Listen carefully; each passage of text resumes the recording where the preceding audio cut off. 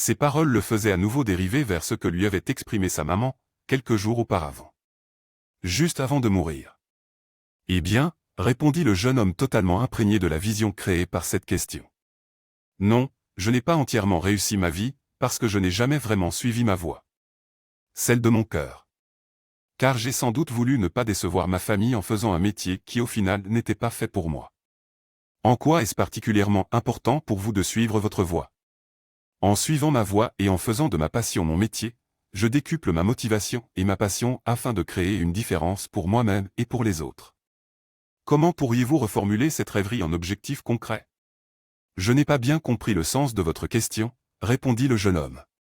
Eh bien, comment reformuler ce désir en objectif concret, en le formulant au présent? Comme si ce que vous décriviez était en train de se passer. Eh bien, ma vie est un succès, parce que grâce à ma créativité et à mon enthousiasme, je peux m'épanouir pleinement en aidant les gens à améliorer leur vie. Et quel serait ce métier? Conseiller relationnel, psychologue, assistant social. Un métier qui tourne autour de la relation humaine. Voilà ce qui me fait vibrer. Depuis tout petit, j'ai un penchant et un talent naturel pour aider les autres. Car je me rends compte en vous parlant que les études de publicitaire que je viens de terminer avec succès, m'éloignent en fait de ma véritable passion et de mon potentiel naturel. Et que pourrais-tu faire pour organiser ta vie autour de ce talent naturel? Demanda le pêcheur. Qu'est-ce que je pourrais faire?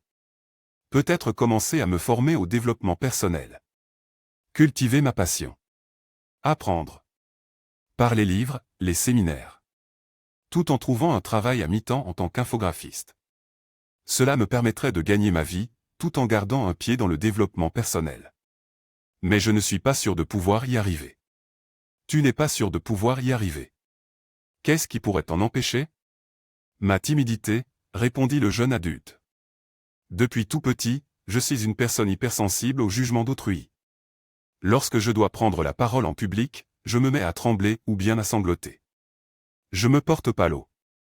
Mes gestes et mes expressions corporelles trahissent mon inhibition. D'ailleurs en classe, certains se moquent de mon physique frêle et de ma démarche peu sûre. Tu sais, répondit le pêcheur, il y a une chose que je vais t'apprendre ici. Une petite chose qui va avoir de grands effets dans ta vie. Beaucoup de gens pensent que leur bonheur et leur confiance dépendent de l'endroit où ils sont nés. De l'argent qu'avaient leurs parents. Du fait qu'ils soient nés sous une bonne étoile. Ou encore dans un environnement riche et prospère. Pourtant, il n'y a rien de plus faux.